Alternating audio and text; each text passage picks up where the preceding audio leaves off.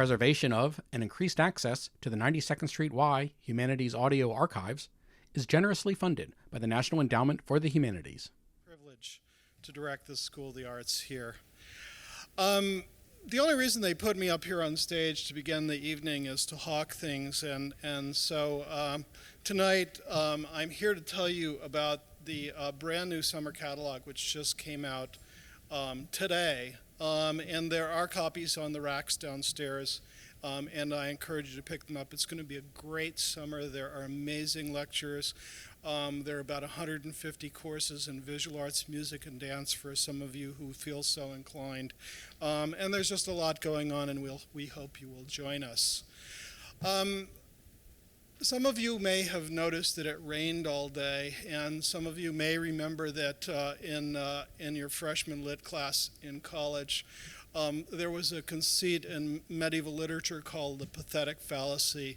The pathetic fallacy was that when the beautiful maid died, the trees bowed down and wept. Well, at about 7 o'clock this evening, the skies cleared, and it's beautiful out now, and we have Rob Storr and John Currin this evening, and so I'll let you draw your own conclusions.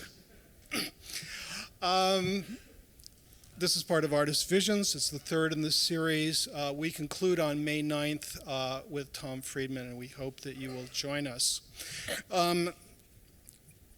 Before I introduce Rob, I'd like to take a moment to thank Gilda and Henry Block for underwriting this evening's lecture. This is the first time that we've had an Artist Visions lecture underwritten, or in fact anything in the visual arts at the 92nd Street Y, so we are most grateful for their generosity and thank them.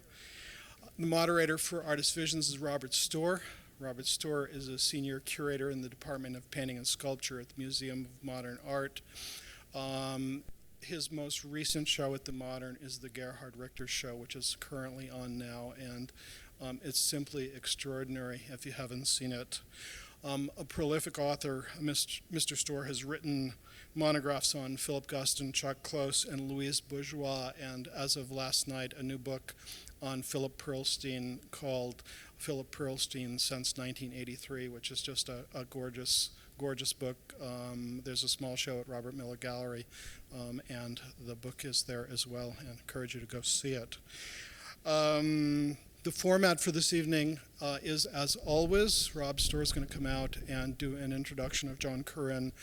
Mr. Currin will then come out and talk about his work for about 45 minutes, and then he and Mr. Storr will join each other on stage for an informal conversation about Mr. Currin's work and ideas. At the end of the question and answer period, there will be an opportunity for you to ask questions as well, and we encourage you to do so. So without any further ado, please help me to welcome Robert Storr.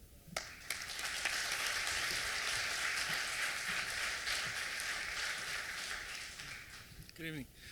I should say, by the way, that Philip Pearlstein and I owe a thanks to the Y, since part of the book that Bob just mentioned consists of a revised version of an interview we did here on stage as a part of this program. So I just think all concerned deserve thanks. The travails of painting have been the subject of a number of my mini editorials from this podium, and we have had painters of many varieties come here and talk about their work in a medium which is always under siege, it seems. In fact, though, some very, very unexpected things have happened to painting in the last 10 years. In fact, some downright strange things have happened to painting, and some of them have been done by John Currin. Now, there is a once upon a time situation in the debates around painting, roughly back into the late 1970s, early 1980s, where one of the rebellions against what seemed to be an increasingly less productive kind of high abstraction or traditional figuration and so on was something called bad painting. Bad painting usually had to do with pictures that had an aggressive image of some kind, and then it otherwise played with the conventions, the right way, the proper manners of painting. And an artist of my acquaintance once typified what bad painting was. The artist was Neil Jenny, who is, by the way, a past master at bad painting. He said bad painting actually comes in a variety of forms. There is good drawing and bad painting. There's bad drawing and good painting. And there's bad drawing and bad painting. And we are now in a very different situation, because with John Currin one has indeed somebody who plays, I wouldn't say fast and loose, but very freely with the conventions of painting. But if it is bad painting in the sense that it is aggressive in that manner, it happens to also be good drawing and good painting. And one of the things one has to consider in his work is really how extraordinarily rich the vocabulary is because of the way in which these pictures are made. And so the anomalies that are presented and the contradictions of aesthetics that are presented and the just simply surprising images that come forward with an extraordinary degree of control and virtuosity on both counts. So I would like to introduce John as somebody who has changed the dynamics of bad painting and contributed something very much to the life of painting now. Hold.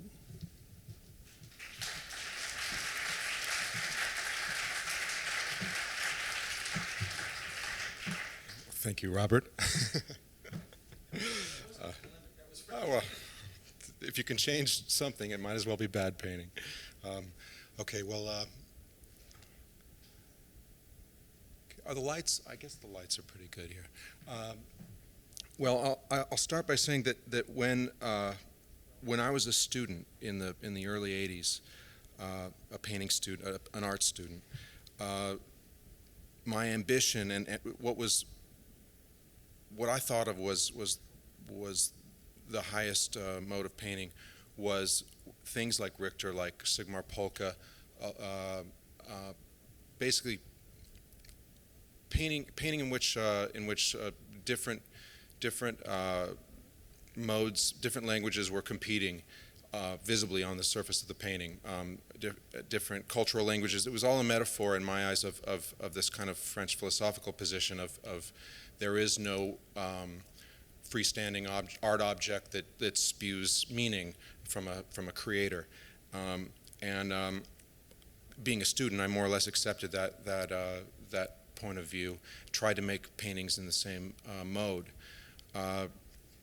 With you know, I don't know what the results were like. I fell in love with like de Kooning and abstract expressionism. And I think in the end it wasn't so much the battle of discordant languages as much as the drama of making that type of very masculine, very violent painting.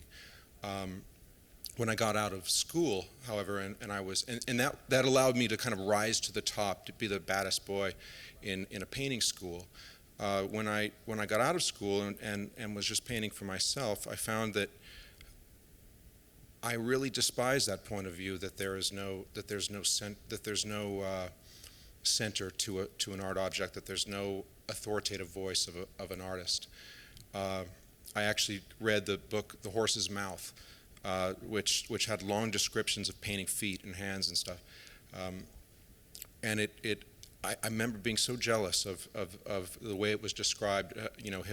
Him looking at the artist looking at Gully Jimson looking at Blake and talking about the hand, and I just thought, I wish I painted hands instead of these like shapes or whatever. And so over a long period of time, I started thinking about what I had done before I learned how to be a kind of conflicted artist at art school, and that had been to draw ideal girls when I was in high school over and over again and do kind of record album illustration looking things.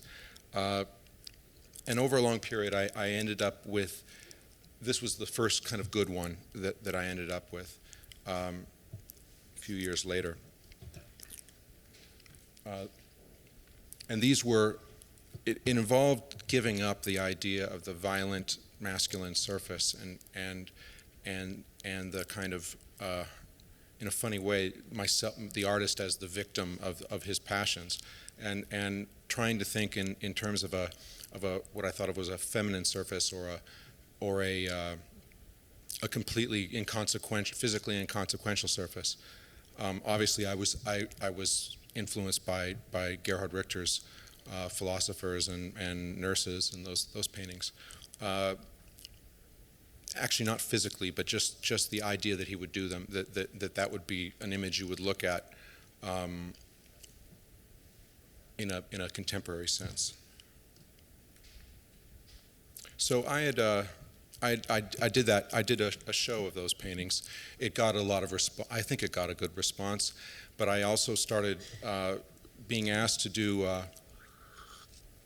be in shows about. This was right around the time of David Lynch and Twin Peaks and that kind of thing, and I started getting asked to be in theme shows about the American teenager and that kind of thing, which I guess the paintings were thematically about being a teenager in the sense that I felt a kind of tragic graduation from school into like, I don't know, nothingness. I like those girls, like the idea that they're going to get fat and pregnant and you know, whatever, divorced in about 3 years, and that was I thought about that metaphor, but it wasn't like they were.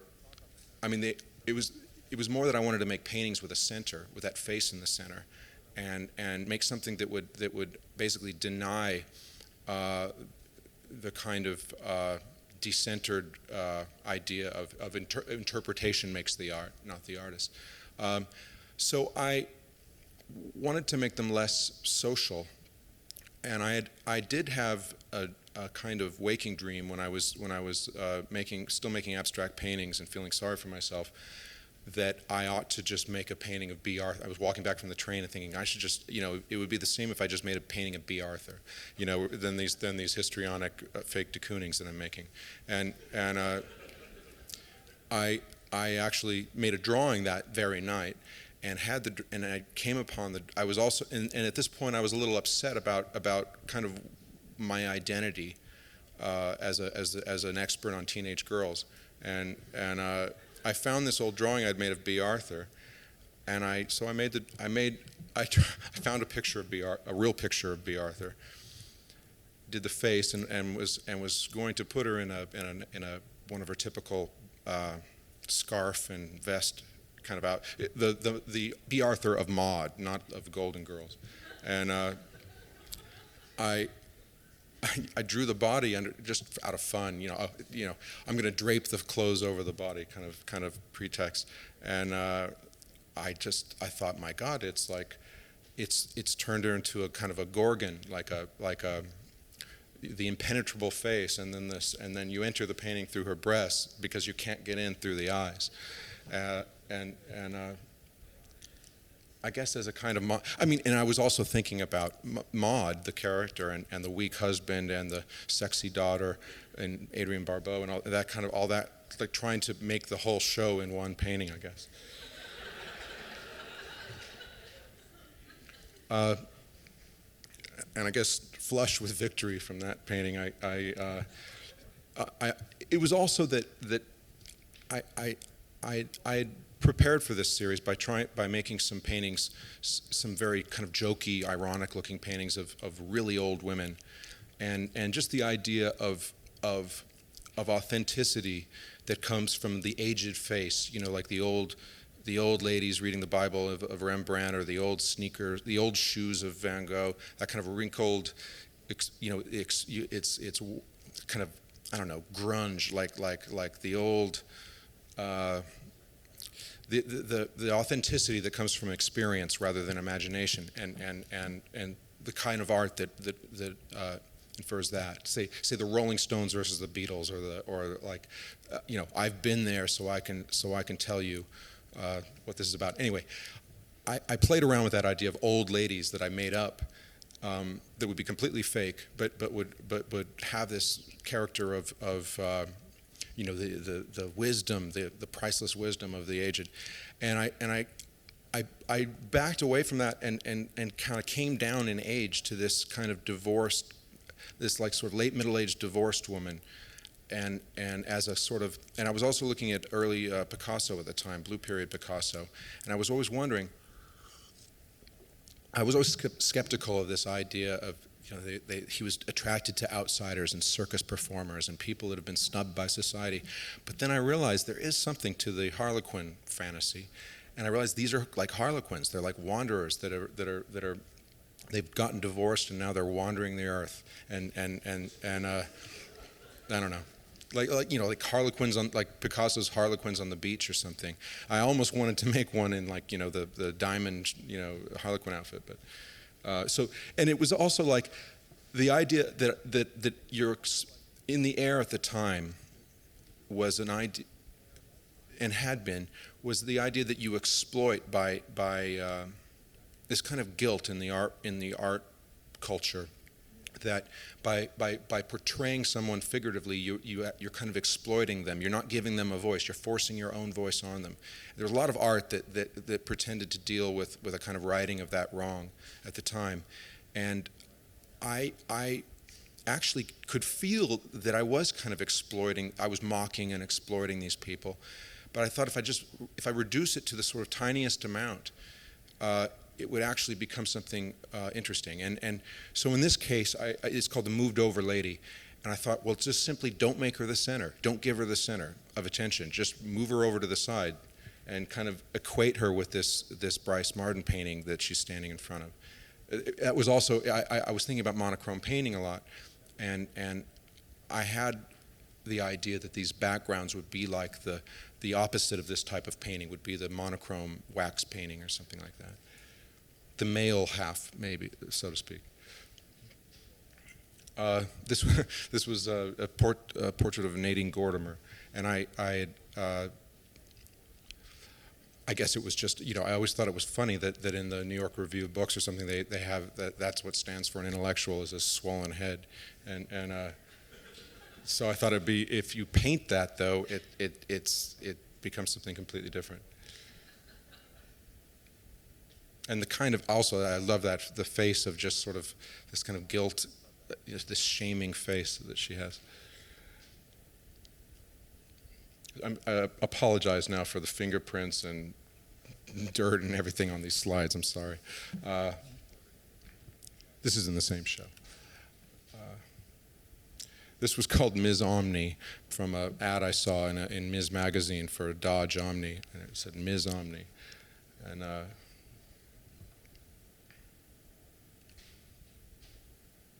now this is called a guitar lesson, or I think the guitar lesson, and I was thinking more and more about that background and about how these were kind of and they weren't really androgynous for me, but they were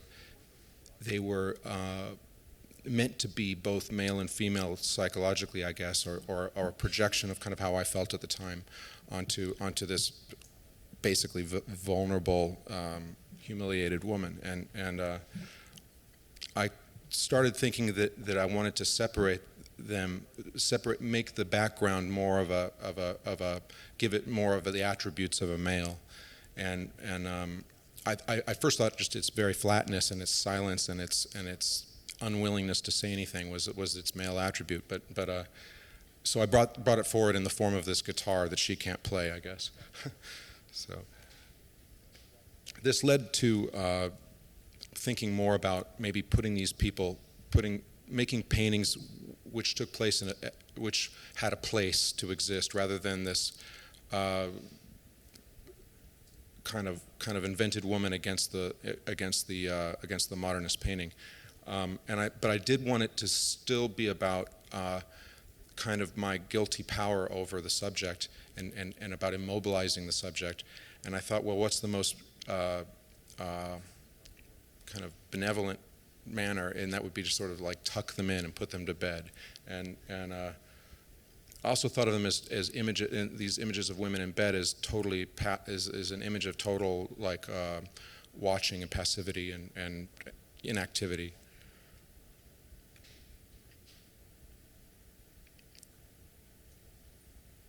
Like that's why they're not really sick or asleep or anything like that. Also didn't have to paint the body, which made it easier. This was the first introduction of a male. And so I realized I hadn't really made any men, and so the picture on the wall above her was the first man I attempted. I guess I was thinking about like God as he appears in Renaissance paintings or something. Instead, he becomes an old salty sailor in this. but it made me think, well, I don't have to. I was tired of combining the sexes in one figure, and kind of making an allegory of male and female in the painting, and I started to want to portray it.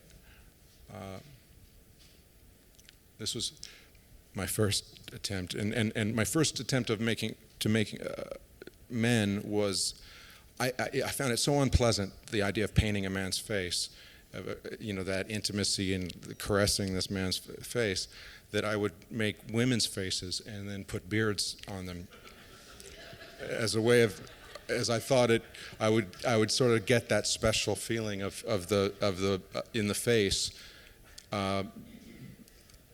only if it's a woman, and then I'd stick the beard on. So that was Maria Callas, and then I added the woman, and I realized also that they don't have to be, as a couple, they didn't have to be isolated anymore. They sort of were now protected from the elements, so they could sort of be in nature, have a sky, that kind of thing. At the time, I was also in a terrible relationship, and I would look at other, like, boyfriends and girlfriends or something walking down the street or something, and they seemed so impenetrable and so enviable. Such an image of power, this man and wife, whatever it is, of image of happiness or contentment.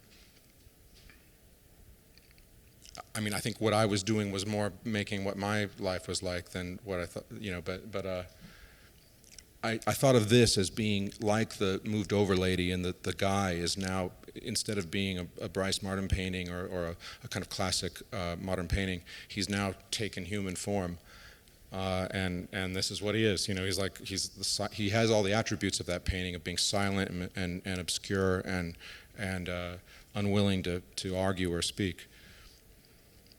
And now the woman is just, it's a full-time job feeding his ego or something, or asking him what's wrong. But it was, the other big break for me was that now that I'm not portraying one thing, like an icon, now that it's two things, it's sort of like all bets are off in terms of now that the center of the painting is the space between them, is not a thing. It kind of freed me up. It seemed to me to make it possible then to use cliches and to use the sexy babe versus the sort of the Michael Caine guy or something, and without it turning the whole painting into a joke. It just seemed like it was more like those kind of really expected roles would be better for the painting, actually. It's almost like, Broadway is different from films or something. I don't know. This is like the Broadway version, I guess.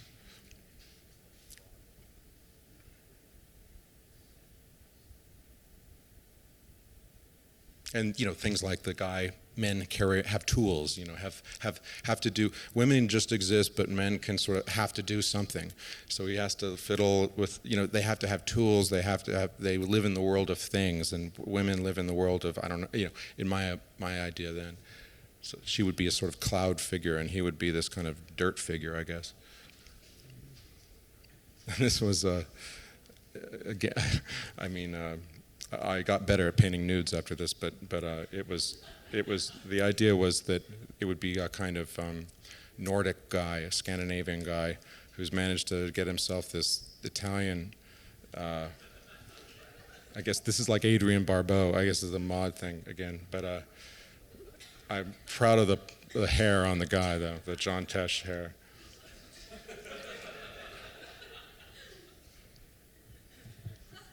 This is called The Never-Ending Story. And the other thing was I was interested in making the men be a kind of jerry-built, cobbled together, completely artificial thing, and almost like they were poorly, like they would be poorly painted. I mean, they weren't. But ideally, I would have painted them really badly, I suppose. Partly it was also because now I started getting interested in a bit of, actually, kind of what Bob was talking about was the kind of bad painting with capital B and A, B and P. That would be bad art, B and A. But I was interested in bad painting in that as a style. This is the last of this group, and also the last painting I made in that relationship I referred to earlier. So this is the sort of farewell, nice to be rid of you kind of painting. He's like looking on to the future, I guess, without her. And this is him alone now. This is a very small painting, by the way, so it's kind of distorted this large. This is called the Berliner, and I called it that because I did go to Germany for the first time right around this time, and I just couldn't believe that the bars had like fluorescent lights, and they were bright, harsh, sort of Department of Motor Vehicles looking places. I thought that would be the perfect place for this lonely guy. And they inexplicably have like Italian food in all these places. And this is called The Old Guy.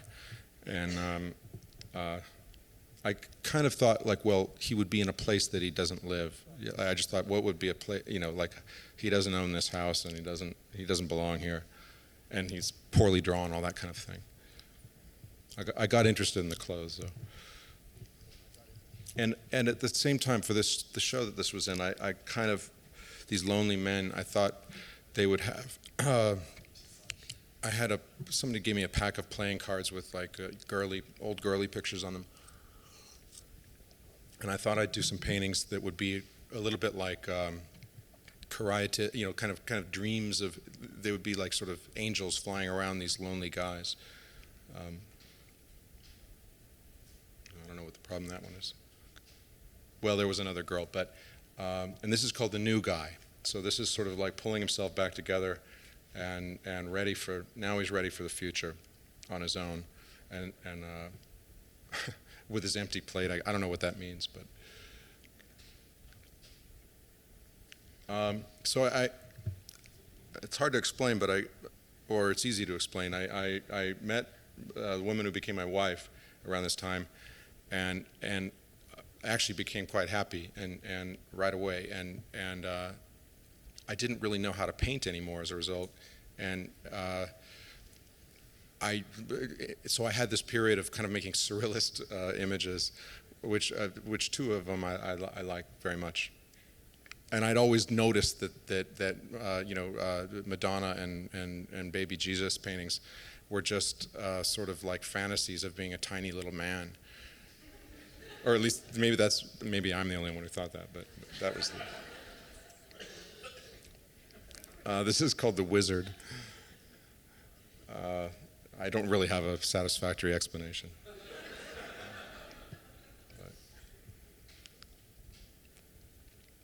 Oh, I'm afraid this is backwards, but it doesn't matter, I guess. But this is called 23 Years Ago, and that's basically a kind of portrait of myself and my wife. And I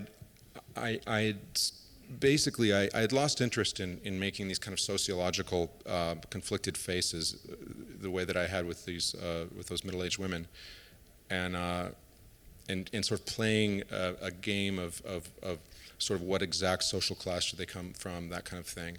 Maybe also I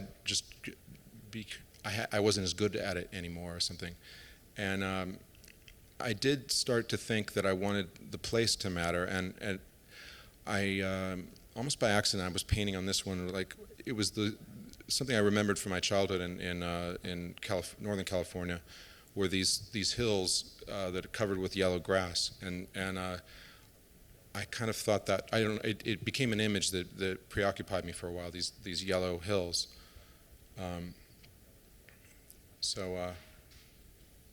So I kind of just made imaginary girls sitting in these places.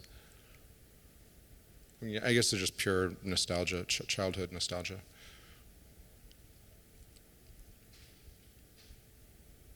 It's from a shampoo, an old shampoo ad, like that pose, but and I get in retrospect they seem a little more sinister, I guess, but I wanted just to make a super positive kind of somehow try to make a show out of being happy for once, because my shtick had sort of become this depressed guy, and I suddenly didn't have anything to paint about if I was going to keep doing that. So this was a show attempting to be the new sort of, I suppose,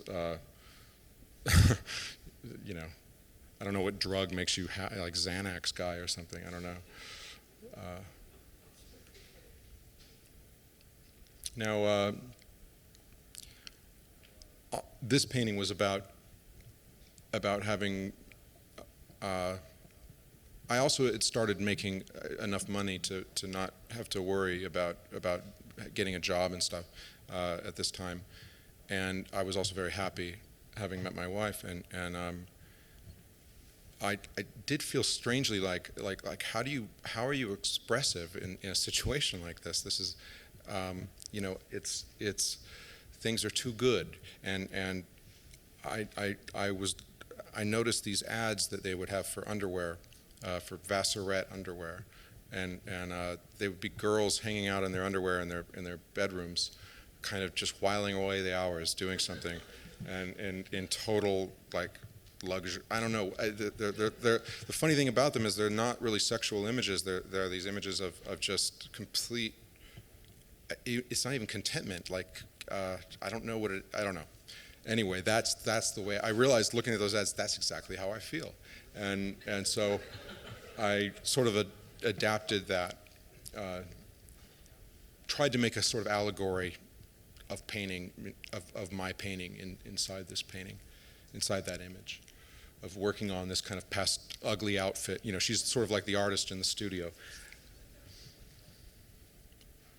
And I was really interested at this point in Courbet and Chardin and those kind of images of absorption and where an image of a person watching something, that kind of thing. I had a show to do in L.A. and I really was at a loss for what to do, and I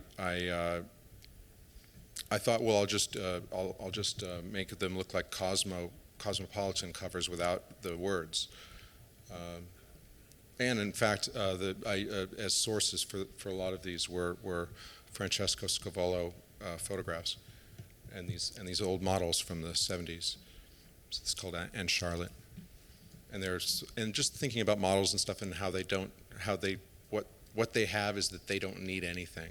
And I tried to make that happen in the painting.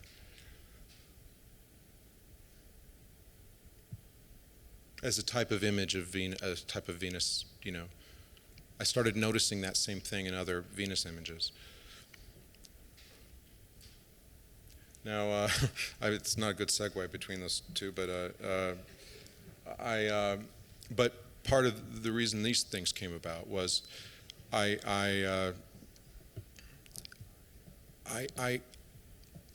to this point, I'd gotten a lot of negative reaction from my paintings, being called a sexist, that kind of thing, and a racist, anything, you know, whatever, any bad thing, and I found myself enjoying it at the time. It gave me some traction and something to bite on, and I found myself kind of feeling pathetic that I needed people to dislike me or criticize me in order to have a subject, and playing this kind of foil to PC or something like that. And it seemed a little humiliating and a little demeaning to play that kind of role. However, I kind of wanted to make an image of a sort of failed bad boy, a failed sexist image, and for some reason also this motif of these enormous breasted women had always been around, in my kind of hobbled by their attributes. So I guess, I don't know. I mean, anyway, I don't have a good explanation. Anyway, I started on this image of I think it was from a porno magazine where they have to set up the situation of like the two women both working in the bra shop, and they also have gigantic breasts, and you know, that sort of strange echoing that goes on there, and she's measured. I don't know. I was thinking of Chardin and the kid looking at the spinning top and the house of cards and that kind of thing. And I couldn't deal with I was excited about making these kind of Florentine spherical breasts and everything, and I got to the faces and I couldn't figure out what to do. And like, well, should they be kind of should they be trashy girls from California, or should they, that kind of thing? And really out of frustration, I started making their faces out of using a palette knife with thick, crusty, kind of goopy, goppy paint. And I realized this is perfect. It's not a sociological face, but it's basically quite intimate, and it can never be perfect. The more you touch it, the more you mess it up, and I thought that was kind of a perfect little physical metaphor for these girls. Try to find some place where you could love them, I guess, underneath all this mockery. This is like the sort of pendant of that is the girls trying to pay for the bra, and I guess the other one's saying, well, you're one of us, so your money's no good here.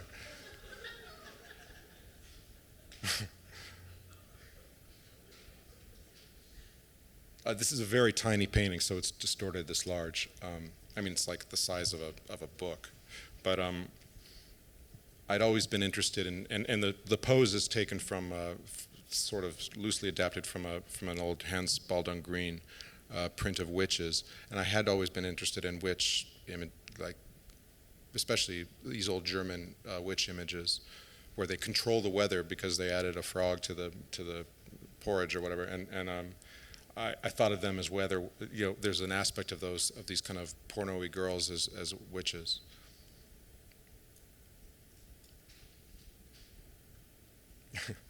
I don't have much of an explanation. I guess they're just like dancing. One's in a wheelchair and they're dancing.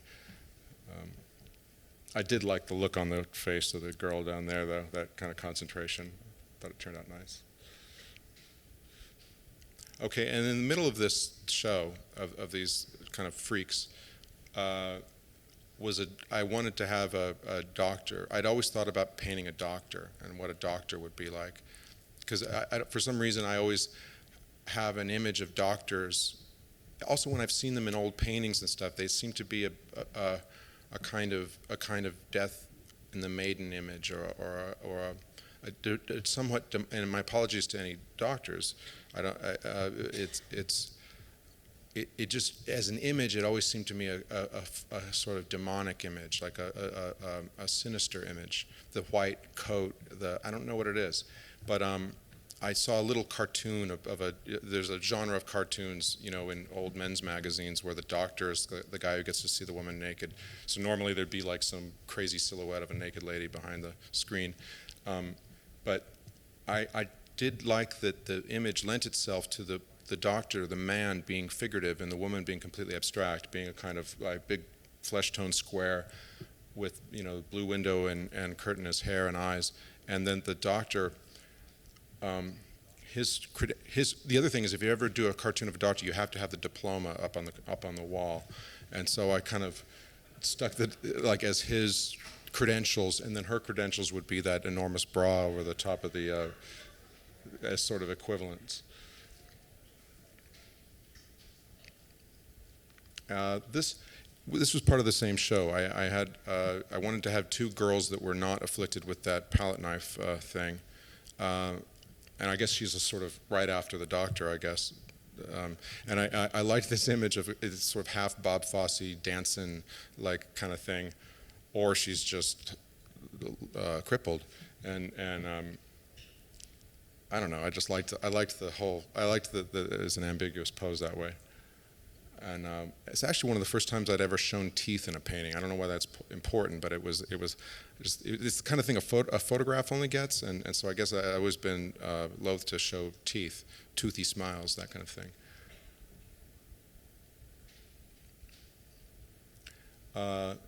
This is called Heartless, and this kind of inaugurated something for me, which was a different way of painting physically. It was.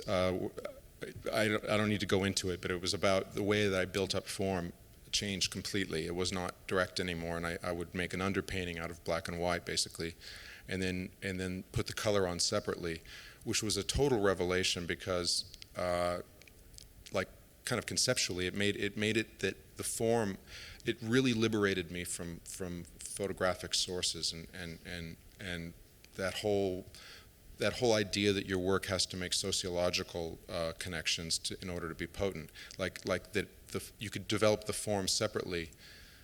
The painting doesn't have to be a performance anymore. It also liberated me from what I think is from French painting, which is what most people's idea of painting is basically French painting, direct painting, opaque painting, and that carries a lot of implications on what the form is going to be like. And it changed my life, basically. Between that last, again, I'm sorry about the pubic hair or whatever that is on her arm, but God. I got married and went on my honeymoon and went to Florence and Italy, and my suspicions were confirmed that basically all paintings were made this way, with an underpainting, with a dead color underpainting, and then a separate layer of color. And I realized this is an important thing that's been kind of overlooked, and I guess, I mean, in a way, I think I was more. It was more like I was like some guy who's got some conspiracy theory, and he finds out, the Trilateral Commission,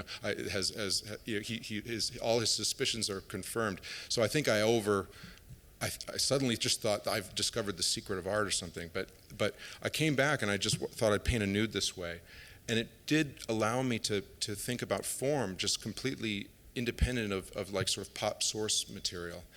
And I had always thought that nudes in painting were a little bit sad because they're supposed to be sexy and they're always so dreary compared to photographs of nudes and Playboy or Penthouse or anything like that.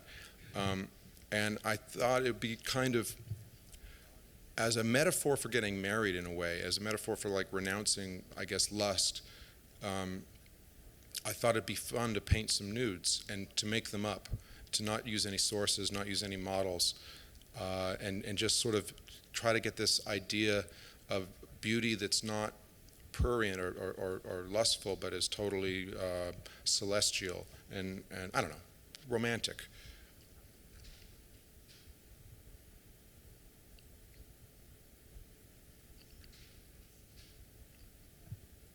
This was a hellish painting to make. I worked on it forever,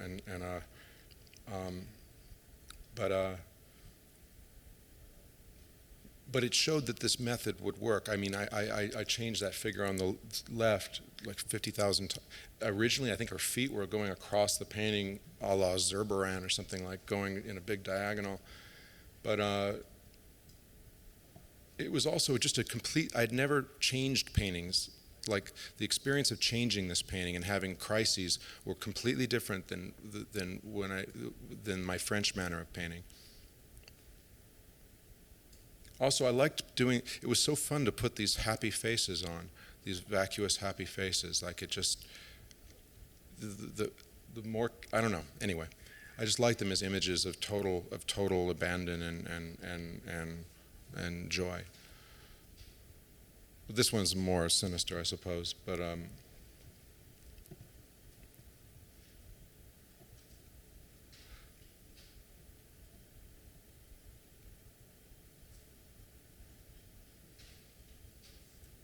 okay, so these are the last two nudes I did.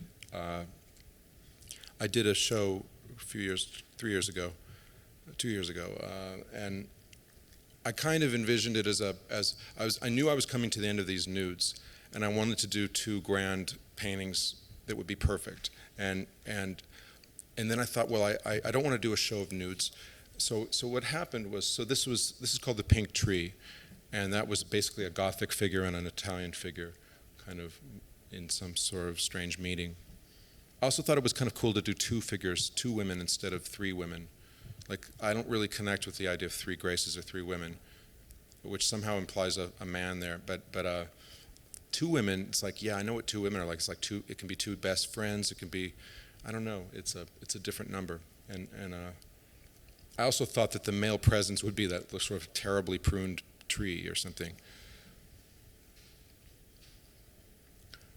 This is called the old fence. You can't see it in a slide, but there's a very gloomy fence back there. And I thought once there were men here who built that ugly fence, but now they're gone, and it's only these kind of Venuses left. And these I thought were pretty. They satisfied me a great deal, that they were pretty much perfection of that method, and I just loved them so much as meaningless paintings in a way, and that it. First time I'd ever really gotten to a purely aesthetic painting. I mean, I know they have a lot of default meaning that maybe I don't intend, but sometimes that seems, I've grown to think that that's the most valuable meaning there is. Now, in this painting, in this show, I wanted also to have it move in a kind of progression from these Venuses to a sort of half social person. And I remember seeing like some kind of Channel 9 show where like there were homeless people, and they were like obviously they were sexy homeless people who were they were obviously like young people that lived in LA that had answered the casting call for this TV show, and I thought it'd be funny to do an image of a sexy hobo, and like wandering again like those other women, like wandering the earth, carrying her pictorial attributes with her on her back, sort of halfway to being social. So this is called the hobo. And that's called the snowbow. And that's why they also have expensive things. That's why they have jewelry. And it's like they're not like, there's nothing tragic. And my wife had come back from some trip, and she's like, was all excited about these shoes she'd gotten. And they were the ugliest things I'd ever seen in my life. And that was I thought I got to put that in a painting. This awful shoe. That's why. So that's like the whole idea of putting her knee up on her staff. This is a very tiny painting, so it's weird this large. But so this was kind of the final destination for these women, was being a kind of society lady with her like walker in the background, and at some benefit luncheon or something, buffet. It's called buffet, and so I wanted to go from Venus to hobo to sort of, I don't know, Pat Buckley or something. I don't know, and okay, and then in between the nudes in this show, I wanted sort of a completely sexless, from my point of view, a completely sexless image, and an image of contentment that wasn't sexualized, and so I thought it would be a gay couple making pasta, like in their house, and like making gourmet pasta, at home, and just as an image of total bourgeois sort of contentment, to go with the Venuses, to go with the sort of fantasy world of the Venuses. I like the painting a lot, and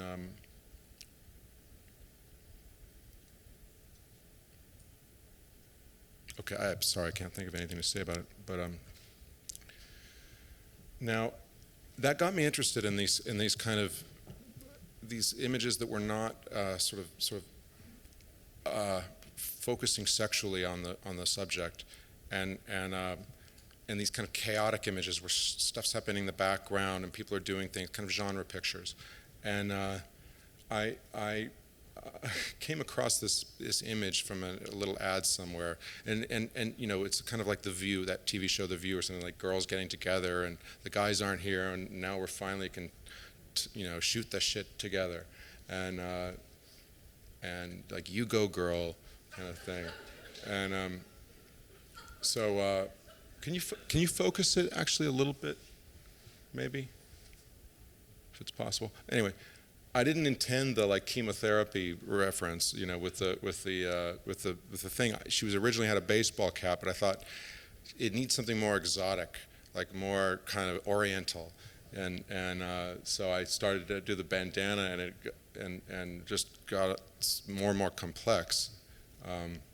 So still, I kind of like her as a kind of exotic that wandered into the painting or something. This is called the Park City Grill.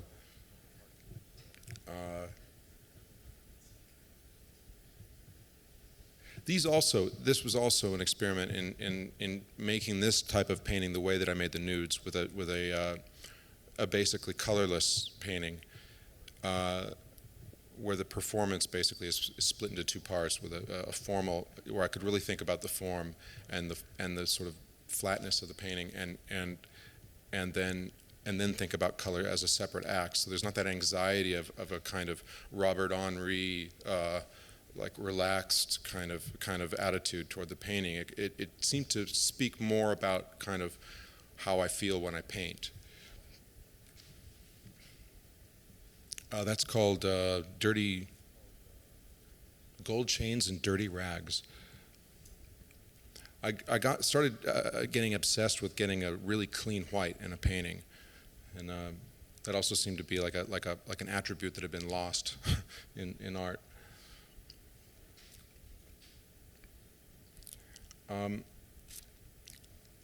The other thing is, I wanted these images to, I after doing nudes for like 2 years, I really wanted just the opposite, and a completely unsexualized image. So these bundled up, this is called the cuddler, and like just a totally bundled up,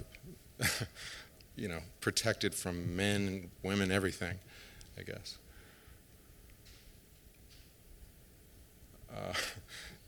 It's called Minerva. And I had this painting, this face had been kicking around my studio a long time, and I didn't quite know what to do with it. I loved the buck teeth and the kind of harshness of that face. I picked some leaves like on my way to the studio one day, and I just painted realistic versions of them, like holding them up and painting them in her hair, and it seemed a funny thing happened where the mockery, the addition of this kind of observed thing, changed the painting. It changed the sense of mockery that had been there before with that kind of caricaturish face. And at the time, I just thought it was a miracle. I mean, I still like the painting a lot, but it seemed like something had happened. It got me interested in doing more observed details in paintings. This is called The Activists,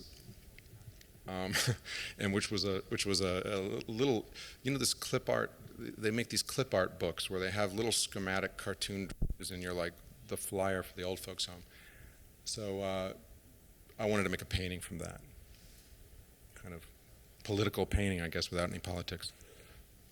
I'll hurry it up now. This is my last show. I have less to say about these because they're newer and I don't really know what they're about.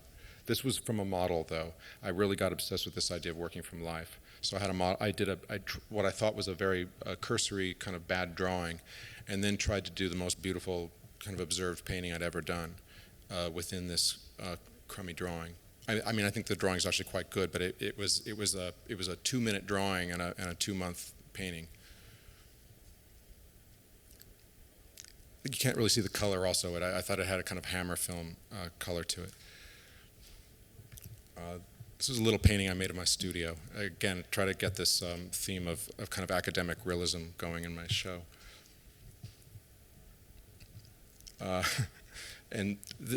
Well, it would take too long to explain the thing behind this, but I was thinking about awareness in paintings, about whether the character is aware that they're in a painting or not, and whether you can tell that.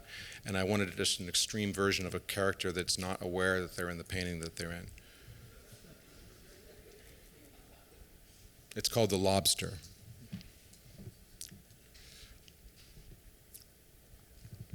This is called Angela. This one also, I wanted just extreme judgmental physiognomy, I guess. It's a very small painting, so it's called Portrait of Chewy. That's my dog Chewy down in the corner there. And I guess I don't know why she ended up bald. I think I ended up just liking that curve going over the top of the painting. But it was an observational painting of a nude. I didn't like the nude, so I thought I'd make up a face and stick it in front. It's called Braces. This is called The Gardeners. I don't quite know what it's about. I mean, it was an image that I'd had around my studio a long time, a drawing, as a sort of sad. I don't know. I don't know what it was. And then with September 11th, it became sort of more pertinent, and which kind of made it much harder to do. But I don't know what it is. Yes.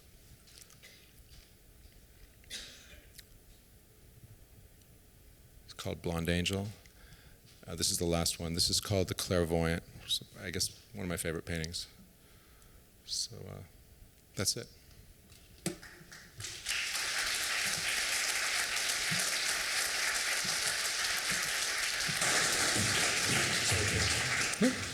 Yes. I'm a little curious. You described briefly that you had been involved in, I think you said things influenced by Richter and other people. Were you painting in a way that was roughly this illusionistic or this much a matter of certain kinds of realism, or did this start with the images that were? They basically, well, I had made after I kind of gave up on a kind of de Kooning, Martin Kippenberger looking painting. I made some very cartoony images, and I'd seen the Koons show of the Jeff Koons show of banality, these crazy sculptures, and that really blew my mind, and I think it took me a while to realize that playing it straighter would be kind of more effective, and also was closer actually to my feelings. I had felt that abstraction always seemed to me to depend on the thwarting of your expectation of an illusion of a picture, and at least like in when the Russians did it, that kind of thing. And it seemed to be by the time it came down to me, it was basically a pictorial art of earlier abstraction, and I realized it was the equivalent to make a figurative painting, and which is a point that actually Richter kind of made very clearly. Had you done? You said you when you were a kid you'd drawn, I guess high school girls, I can't remember the expression, but basically you'd sort of done record covers and whatever it is. Had you made? I didn't do any actual record covers. Well, that was my favorite art. But had you made a stab at sort of realism, straight eyeball realism, or what did you sort of? Oh yeah. I was very lucky that my mom actually arranged for my violin teacher's husband, who was a very good painter, is a very good painter from Russia, to give me painting lessons on the weekend. So I got to go up into what was a totally like straight out of Hollywood like idea of a garret with a parrot in the corner and like dusty musical instruments and old paintings around. And when I was like 15 or 16, and I couldn't believe it that I loved this so much. I don't know, I liked that atmosphere a great deal. It's like, this is what I want to do. So I did that kind of painting, doing still lifes and things like that with him.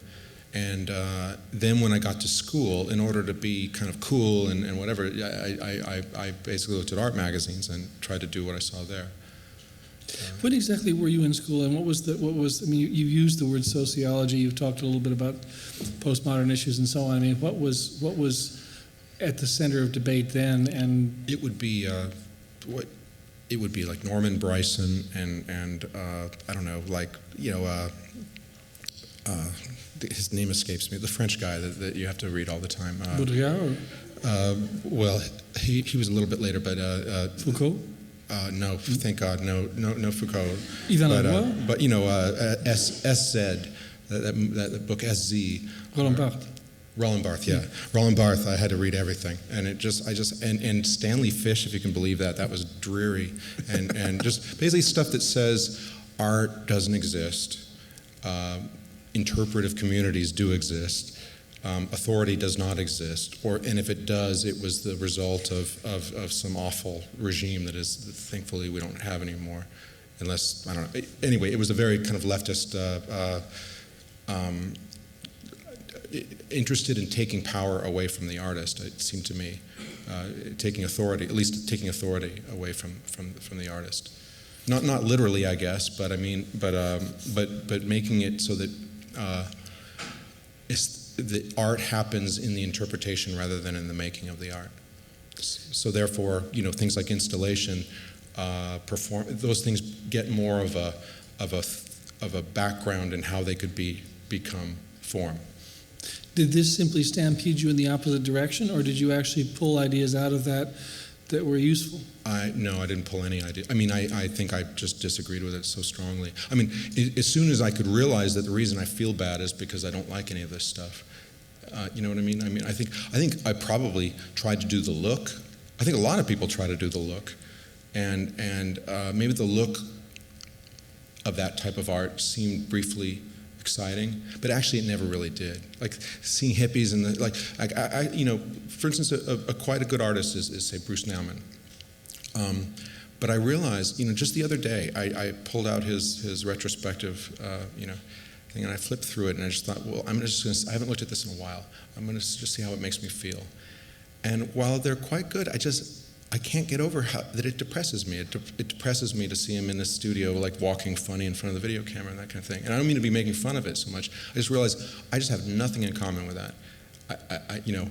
Even if I... Are you sure? Because I would think that your pictures have a sort of pervasive melancholy to them, whatever the... Well, maybe emotionally. I'm not saying, but what I mean is formally. I mean in terms of how you imagine, how you imagine you're going to do it. I have such a sentimental attachment also to painting and to just a physical love of it. That it would just be it'd be just like wearing a hair shirt to do anything else, to do those other things that were foisted on you in art school, and they're clothed in like you're politically bad if you don't, or you're a hidebound reactionary if you want to do these things. But I think it's also I mean it wasn't a political revulsion as much as physical revulsion at that kind of art for me. Well, you use, for example, you use over and over again terms that are the gender of the picture. This is a feminine surface, this is a masculine surface, and so on and so forth. That clearly is a product of those discourses in some way. That's true. Right? I think I can't help but talk about it in those terms. Partly, I think I wanted to be relevant. I probably learned the lingo in order to not be as dumb as people wanted to think I was, I guess. And it was at the time. There was at the time a feeling that painters were stupid, and if there isn't still, but it was considered, and I considered actually figurative painters stupid. And when I was in graduate school and making abstract paintings, I thought there was nothing sadder than these kind of Christian people from the Midwest doing kind of Edward Hopper looking. Slightly wide, it always has a wide-angle lens for some reason feeling to it. Big feet and hands, and that kind of thing. And like the naked guy with his naked woman, and they're like just had a fight or something. Like all these kinds of awful pictures. I just didn't want to I didn't want to be one of them.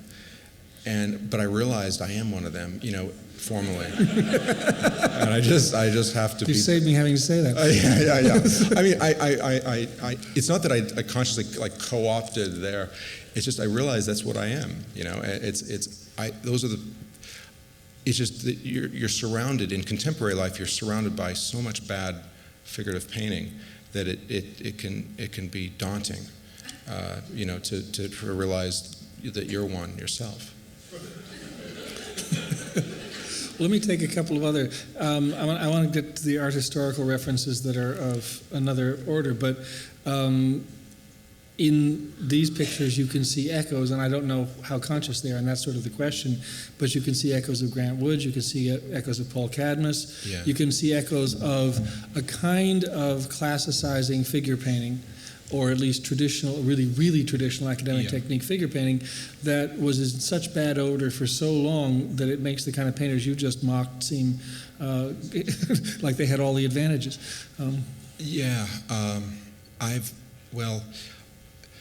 That's part of the reason I thought like I need to get away from French painting is there's sort of two. Seems to me there's French painting and Italian painting, and that was kind of what American art got based on, what American painting got based on. Mm-hmm. And in all the kind of communist guys from the 30s did like sort of stick figure Italian looking workers and stuff for murals. And then I guess the richer ones do John Singer Sargent. The Republicans do French, and the leftists do the Italian. But that's why German painting, actually, those models, that old scary German stuff, Hans Baldung Grunwald, had great appeal to me because it doesn't seem to be something that ever got politicized in America, and.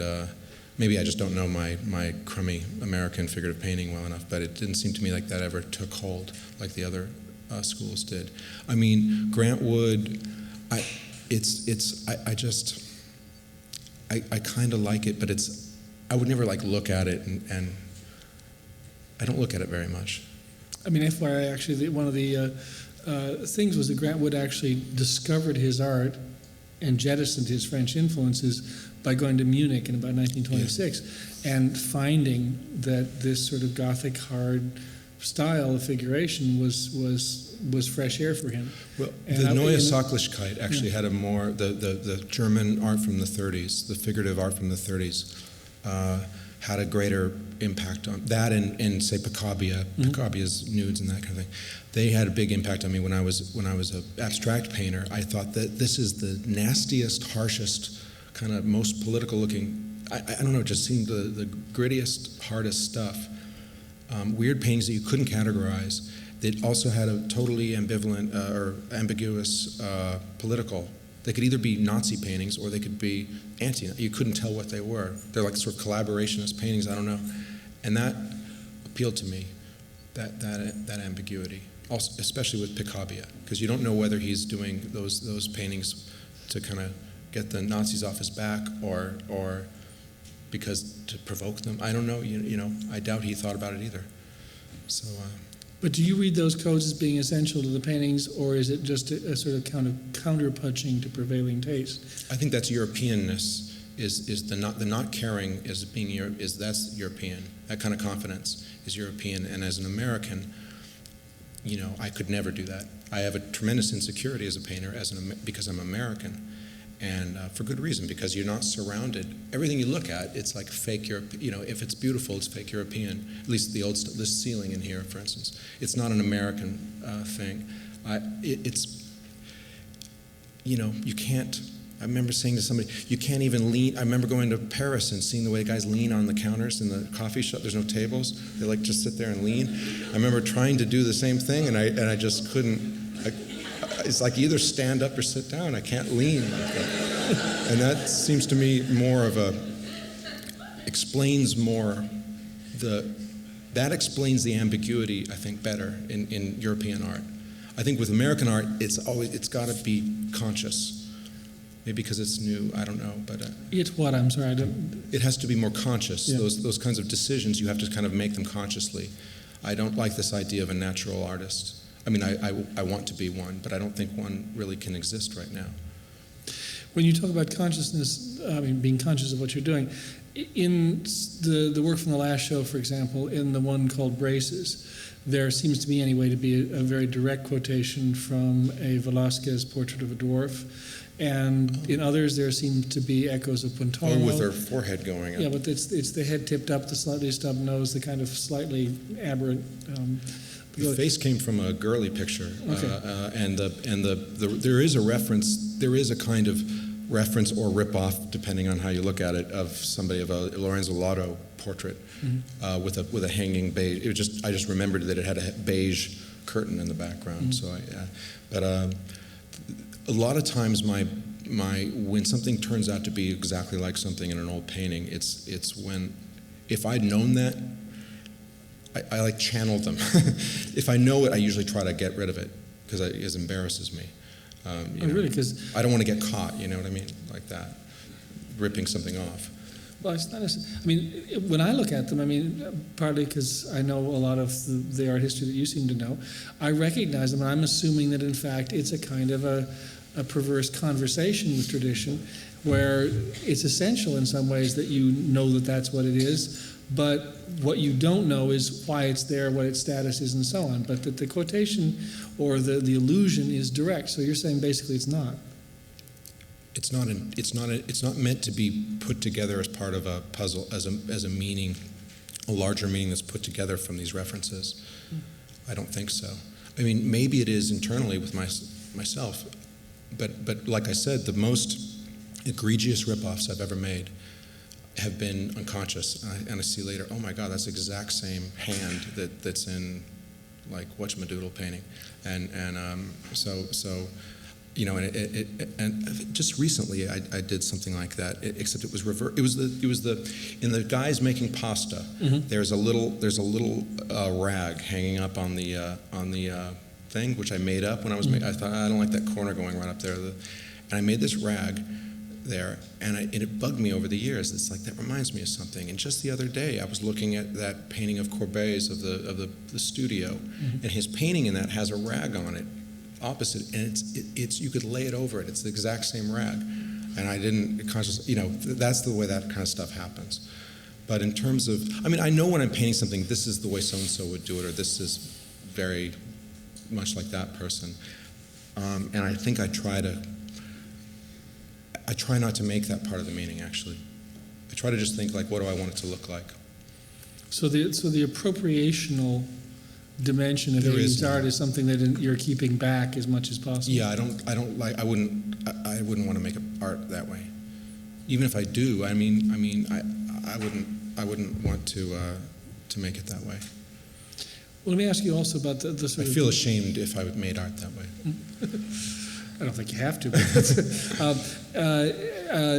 To ask you about the caricatural aspect of it and the degree to which it is directed at specific targets, or whether it's a matter of exploding in any direction it will explode certain kinds of expectations of the painting. Are you actually stylizing things with a mind to a particular point, or Sure, not? Yeah. I mean, it's is there a lot of feedback? No, you're fine, I think. Oh, okay. I do intentionally try to mock elite thing, elites in society. I think that sounds so bombastic and highfalutin, but it's more like, I think it's very funny when you can think of an image that seems but like a sort of, it couldn't hurt a fly, and people get upset about it for some reason or another because they've had their I don't know. I enjoy that a great deal when people get upset at something and there's nothing, doesn't seem to be anything there for them to have gotten so upset about, but they just know they don't like it. You know, it's like the Supreme Court guy who says, "I know it when I see it." Like they know their enemy when they see it. So I enjoy that a great deal. But are you talking about sort of? I think PC liberal kind of leftist shibboleths that have totally infected the way and made all sort of high cultural discourse totally dishonest. I think that's the way I would look at it. Is it's all been gummed up with well-intentioned PC leftism, and it's become and as a result nobody says what they mean. And it's very funny sometimes when you see what they really mean when they're saying something that seems like it's the total opposite. And I find that inspiring. I like to caricature that when I'm sensitive to it. Could you talk then a little bit about your position in the relation to some of these images? For example, recently Cindy Sherman did a show where she impersonated a whole series of different female roles, mostly aging hippies, aging divorcees, and such. And on one level, they're utterly merciless. Yeah. On another level, she is inside those characters to a certain extent. Do you see yourself as inside Mrs. Omni or inside? Oh, definitely, yes, yes. I mean, it would never. I don't think you can make a painting without basically totally affirming. See, that's another thing. Is I think there had been when I started out in the like sort of New York art world, there was this idea that art is this completely antagonistic force that pops balloons and that kind of thing, and I think I think that you never can really criticize. You can never really I mean, I think maybe I'm contradicting what I just said before, but I don't think you can really subvert anything with painting, at least. And really with art, I think you always say yes, and you always affirm something. And you basically say, I love this. One way or the other, you're saying, I love this. And that's where its real power and beauty always comes from, I think. And even if it's ugly, you know, like even, I just don't think that there's such thing as a negative painting in a funny way. I mean, Not even Picabia? well, those are strange. But see, that's being able to that ambiguity I find is totally European. That type of hypocrisy I find totally European. Mm-hmm. You know, I mean, it's French. You know, that's the French like complete bankruptcy of maybe that's why they're such good painters. They were such good painters. At least let me put it this way. I'm not saying any truth about Europe and America. I'm just saying this is the way I perceive it as an American.